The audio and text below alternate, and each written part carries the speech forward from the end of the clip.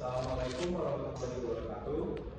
Kami dari kelompok 3 kelas hukum persaingan usaha B dengan dosen pengampu Ibu Hilda Murniati Saribung akan memaparkan hasil diskusi kami mengenai hukum persaingan usaha.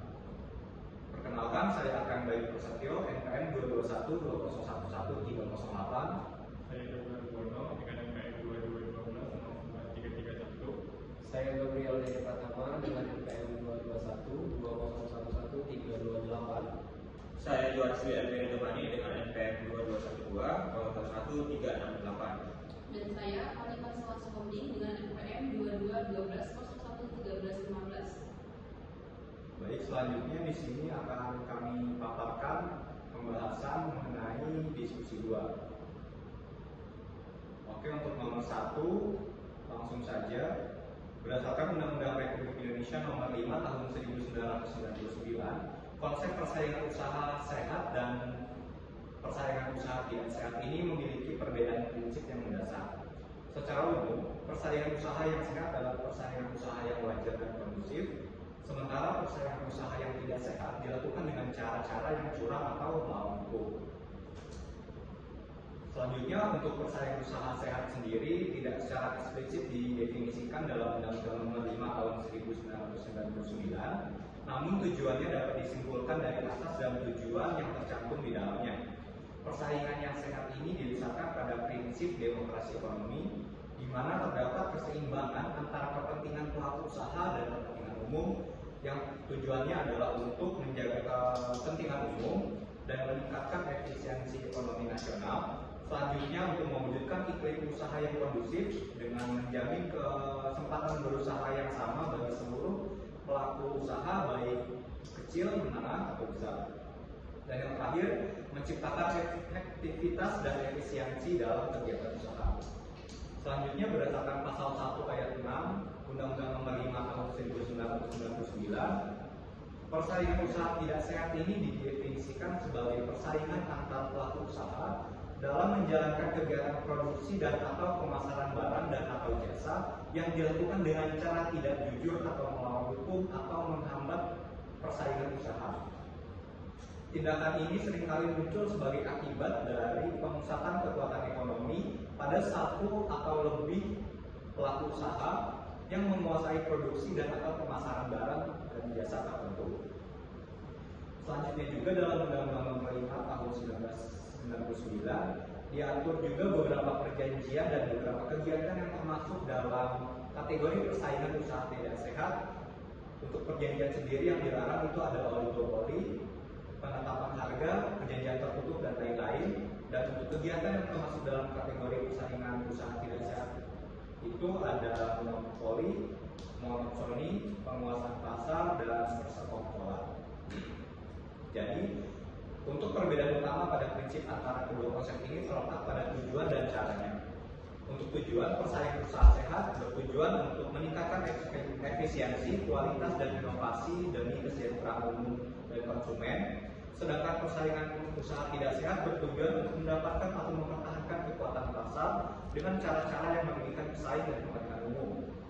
Dan untuk prinsip dan cara dari persaingan usaha sehat ini dilakukan secara jujur, wajar, dan sesuai dengan hukum dan prinsip ekonomi. Dan persaingan usaha tidak sehat dilakukan dengan cara tidak jujur, melawan hukum, atau menghambat persaingan usaha lainnya. Terima kasih. Baik, selanjutnya pertanyaan nomor 2, yang dimana di dalam Undang-Undang Persaingan Usaha ada 3 ruang lingkup perbuatan atau kegiatan yang dilarang. Yang pertama adalah perjanjian yang dilarang, yang kedua adalah kegiatan yang dilarang, dan yang ketiga adalah penyalahgunaan posisi dominan. Yang pertama adalah perjanjian yang dilarang, yang dimana salah satunya adalah penetapan harga, kemudian pembagian wilayah, oligopoli, pemboikotan, kartel, integrasi vertikal, dan lain sebagainya.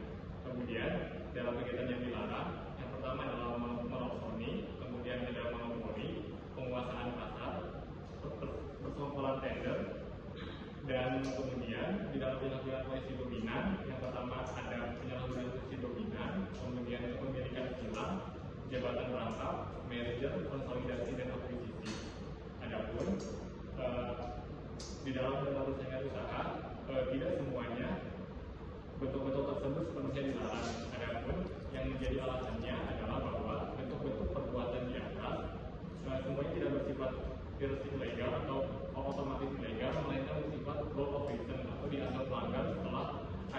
setelah dinilai alasannya, yang dimana pendekatan ini memungkinkan adanya KPPU untuk dapat menganalisis dampak yang nyata dari suatu perbuatan terhadap persaingan pasar yang ada. Jadi suatu perbuatan tidak serta-merta dilarang hanya karena bentuknya saja, akan tetapi perbuatan tersebut dilarang apabila dampak atau tujuannya adalah untuk mengurangi persaingan secara signifikan dan tidak memiliki pembenaran atas efisiensi yang lebih besar. Ya, selanjutnya saya akan menjelaskan terkait pertanyaan nomor 3, yaitu bagaimana tolak ukur penentuan pelanggaran dalam hukum persaingan usaha. Sebelumnya kita mengetahui bahwasanya dasar hukum dari Undang-Undang Persaingan Usaha itu adalah salah satu Undang Nomor 5 Tahun 1999, di mana ini tentang anti monopoli. Seperti yang sudah dijelaskan sebelumnya, di sini terdapat 3 peraturan yang dilarang, yaitu perjanjian yang dilarang, di mana perjanjian yang dilarang ini diatur dalam pasal 4 sampai pasal 16. Sedangkan selanjutnya ada namanya kegiatan yang dilarang. Ini diatur dalam pasal 17 sampai pasal 24. Dan yang terakhir ada namanya penyalahgunaan posisi dominan, diatur dalam pasal 25 sampai 29. Lalu bagaimana cara menentukan apakah suatu perbuatan ini termasuk dalam perbuatan persaingan usaha yang tidak sehat? Terdapat 2 cara untuk mengetahuinya. Yang pertama itu adalah rule of reason, di mana KPPU tidak semerta hanya menentukan apakah suatu perbuatan ini termasuk dalam perbuatan persaingan usaha yang tidak sehat. KPPU harus melihat terlebih dahulu apakah suatu perbuatan ini menyebabkan atau memberikan dampak bagi pesaing usaha lain untuk masuk, dan hambatan masuk tersebut atau biasa disebut dengan entry barrier. Dan yang kedua ada namanya versi legal, yang dimana di sini KPPU hanya bisa melihat suatu perbuatannya dan bisa menentukan apakah itu suatu perbuatan persaingan usaha yang tidak sehat.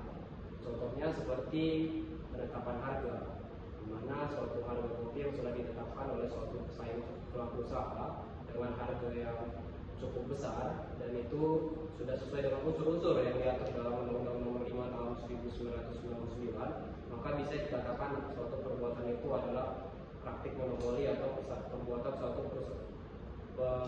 persaingan usaha yang tidak sehat. Nah, lalu bagaimana dengan rule of reason? Nah, biasanya yang membedakan dari rule of reason ini, di mana pasal yang mengatur ini bisa terdapat kata atau frasa yang mengatakan bahwasanya tindak perbuatan yang dilakukan oleh pelaku usaha ini dapat mengakibatkan. Nah, jadi ketika ada perkataan dapat mengakibatkan, maka ini bisa digunakan dengan teknik rule of reason, dan biasanya ini dilakukan dalam suatu tindak perbuatan, yaitu perjanjian yang dilarang. Contohnya seperti ada suatu pelaku usaha yang berjanji dengan pelaku usaha lain, di mana pelaku usaha A menguasai pasar di bagian selatan dan pelaku usaha B menguasai pasar di bagian utara.